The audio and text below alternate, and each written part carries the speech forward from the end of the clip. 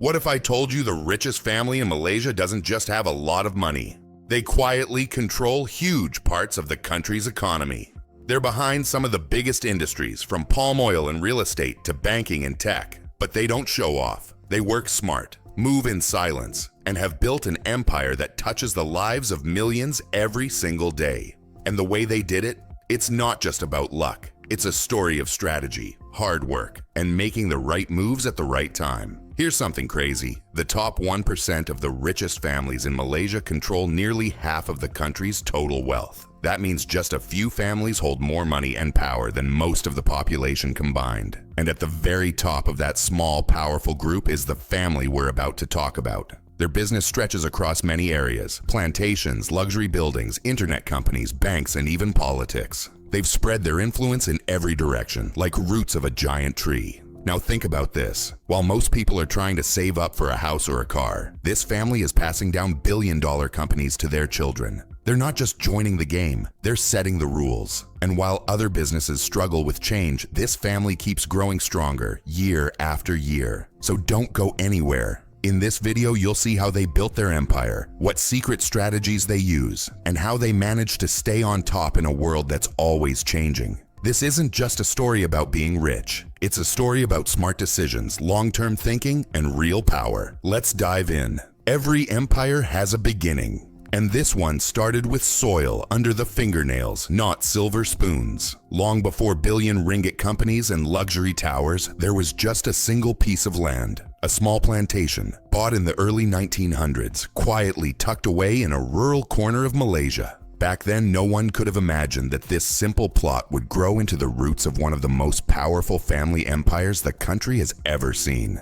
The man who started it all wasn't born into wealth. He came from a modest background with little more than a strong work ethic and a sharp mind. While others focused on surviving day to day, he was thinking years ahead. He saw opportunity in agriculture, especially palm oil, a crop many ignored at the time. With his savings, he bought that first plantation, worked it himself, and learned the land better than anyone. Every harvest taught him something. Every struggle made him sharper. Malaysia during that era was going through big changes. Colonial rule, shifting economies, and a growing demand for exports were shaping the country's future. But what gave this man an edge was his understanding of people. He built strong relationships with workers, local leaders, and suppliers.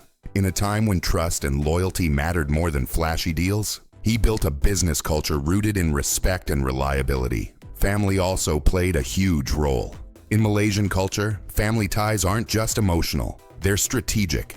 He didn't build this empire alone. He involved his siblings, cousins, and later his children. Everyone had a role. Everyone had skin in the game. This unity became one of the family's biggest strengths. While other businesses crumbled due to conflict or competition, this one stood strong because it was more than just business. It was personal. But of course, it wasn't easy. There were crop failures, political shifts, and economic crises. During World War II, the family almost lost everything. Their plantation was seized, profits vanished overnight, and survival became the only goal. But they didn't quit. When the war ended, they rebuilt. Faster, smarter, and stronger. They reinvested in land, improved farming methods, and expanded beyond just palm oil into rubber and other exports. Their ability to adapt, while others hesitated, gave them a massive lead. What also helped was their understanding of Malaysia's changing policies. When the country gained independence, the government began supporting local businesses. New policies encouraged Bumiputera participation in the economy. The family used this to their advantage, not by cutting corners, but by aligning their goals with national growth. They partnered with government-linked companies, respected local customs, and made sure their business helped develop the community around them. This earned them trust, and more importantly, protection. While foreign-owned companies faced tighter rules, their local roots gave them breathing room and support. By the 1970s, the business had grown from one plantation to a network of estates, factories, and export channels. The next generation stepped in, not just to maintain the legacy, but to push it further. They brought new ideas, international connections, and bigger ambitions. They knew the world was changing fast, and they didn't want to be left behind. But the heart of it all still remained the same: family unity, smart decisions, and deep local knowledge. They understood that success wasn't about chasing quick wins. It was about building something that lasts, something that could be passed down. And so, From one small piece of land and one man's vision, a dynasty was born. But plantations were just the beginning. The family wasn't going to stop with crops and factories. They had their eyes on something much bigger. New industries, modern investments, and a future that reached far beyond agriculture. What happens when a plantation empire meets sharp strategy and fearless diversification? You get one of the most powerful family conglomerates in Southeast Asia. A dynasty that didn't just grow crops but grew across entire industries. What started in muddy fields slowly turned into boardrooms, city skylines, digital networks, and billion ringgit ventures. This family didn't settle, they evolved. By the time their agricultural empire was booming, the second generation had taken the wheel. But instead of coasting on their success, they saw a risk. What if the global demand for palm oil dropped?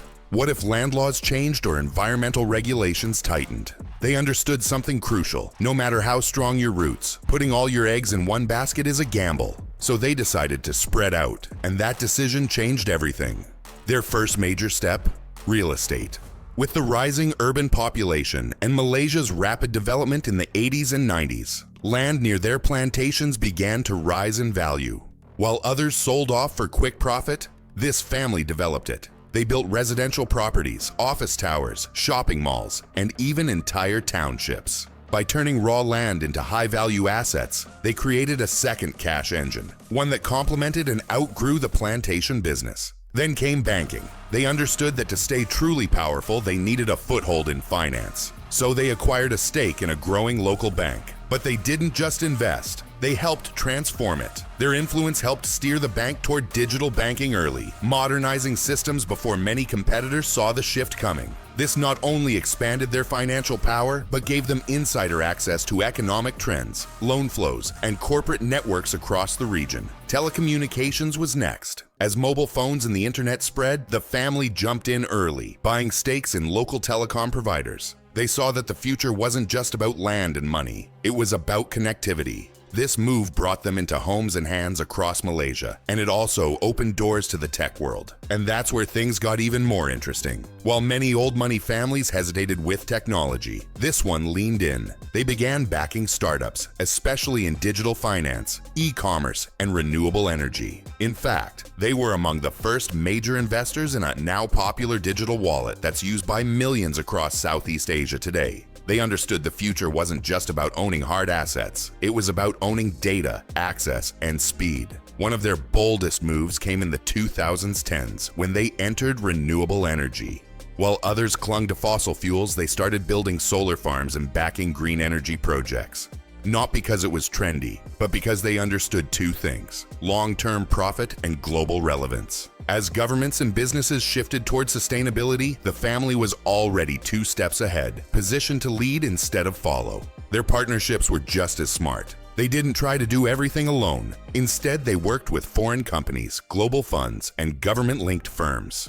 These partnerships brought in new ideas, fresh capital, and international reach. And every deal they made followed the same pattern: low risk, high value, strong future potential. Behind it all was savvy leadership. Each generation passed down not just wealth, but wisdom. The family set up trusts, boards, and clear succession plans. They didn't leave power to chance. They built systems to keep the empire running smoothly. Even during leadership changes, the family brand remained steady. That stability helped them build trust with investors, partners, and the public. One story often told in business circles is about how the family avoided a major financial crisis. When the 1997 Asian financial crash hit, many companies went bankrupt overnight. But this family had already shifted much of their debt to offshore, hedged their currency exposure, and diversified into recession-proof sectors like utilities and consumer goods. While others fell, they stood strong and quietly bought up valuable assets at a discount. It's this kind of foresight that sets them apart. They don't just react to trends, they anticipate them. They don't follow the crowd. They watch from the sidelines, study the game, and make their move when the timing is perfect. Today, their business touches nearly every part of daily life in Malaysia. From the internet you browse to the bank app on your phone, from the malls you visit to the palm oil in your food. Their influence is everywhere. But it didn't happen overnight. It came from decades of smart, calculated decisions. Yet, with great power comes great pressure. The bigger the empire, the bigger the target. And even this unstoppable family isn't immune to challenges. Because now, the world is changing faster than ever. And staying on top isn't just about what you built yesterday. It's about how you face what's coming tomorrow. No family dynasty rises to the top without facing storms. And the richest family in Malaysia is no exception. Behind the polished boardrooms and billion ringgit portfolios lies a story filled with pressure, politics, and personal battles. From public controversies to private disputes, their journey hasn't just been about success. It's been about survival. Over the decades, this family has faced its share of headlines. Some questioned their close ties with political figures, suggesting their business success was partly built on connections rather than pure merit. Others pointed to land disputes or environmental concerns tied to their plantation empire. During times of political change, especially when governments shifted power, the family came under heavy scrutiny. People asked, how much influence is too much? And yet, through market crashes, policy crackdowns, and public criticism, they never lost their footing. Why? Because they learned early on how to separate the business from the noise. When a financial scandal involving one of their subsidiaries hit the press, they acted fast, launching an internal review, removing key executives, and cooperating publicly. It wasn't about blame. It was about protecting the brand. But not all battles are fought in public. Some of the toughest moments happened behind closed doors. As the second and third generations grew into the business, internal disagreements surfaced. There were clashes over vision, leadership styles, and even inheritance. One well-known dispute almost led to a major split, where a key family member threatened to break off and start a rival company. It was a moment that could have fractured the empire. But through private mediation and a cleverly restructured ownership plan, they kept the family united. This brings us to one of their greatest strengths: governance. While many family businesses fall apart because of poor planning or ego-driven decisions, this one built a clear structure. Roles were defined. Power was balanced. A family council was created to handle internal disputes, and a board of directors, with both family and independent members, was formed to ensure accountability. They didn't just run a company. They built a system that could survive beyond any one person. Succession planning became another key pillar. They didn't wait until the last minute to choose new leaders. Future heirs were groomed early, sent to the best universities, placed in internships across different sectors, and taught not just how to run a business, but how to manage people, pressure, and public image. The goal wasn't just to pass down wealth, it was to pass down wisdom. And with great wealth came another burden: reputation. In the digital age, one misstep can go viral. The family learned to manage public relations carefully. They funded community projects, sponsored education programs, and took real steps in environmental sustainability. Not just to look good, but to do good and stay relevant in a socially aware market. Still, behind all the headlines and corporate strategy lies something deeply human: the weight of legacy. Imagine being born into a family where every move is watched, every mistake magnified, and every success expected. For younger generations, that pressure is real. Living up to the family name, protecting the brand, and carrying forward the legacy isn't easy. Some embraced it. Others struggled quietly under the spotlight. And yet, despite the weight, they kept going. Through family tensions, political shifts, and global uncertainty, they adapted and pushed forward. Because for them, failure isn't just a loss of profit, it's a crack in the legacy. So what's their secret? How does a family business not only survive the chaos of the real world, but thrive through it? The answer lies in more than just business tactics. It's in the mindset, the discipline, and the ability to evolve without losing their identity. And that's exactly what we'll uncover next. The secret sauce that keeps this empire not just alive, but undeniably dominant. What sets this family apart isn't just wealth, it's the way they think. While most chase quick wins, they focus on long-term success. Every move is strategic, designed not for the next year, but the next generation. They reinvest, not just in business, but in innovation. From palm oil to digital finance, real estate to green energy, they always stay one step ahead. Their secret: strong governance, clear succession plans, and the courage to evolve. They've built a legacy that defies the odds, joining the rare 10% of family businesses that survive beyond 3 generations. Now, all eyes are on their future. Will they lead Malaysia into a green tech revolution? Will they expand their reach globally through digital platforms and AI? Or will the next generation write a bold new chapter?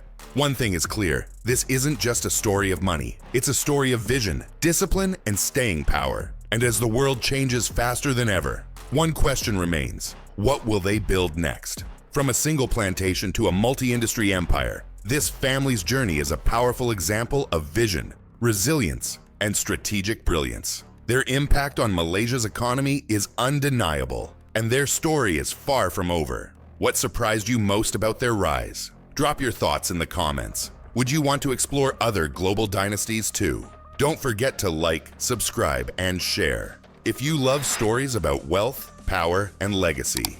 And stay tuned. Up next, we're diving into more untold success stories from the world's most influential families. You won't want to miss it.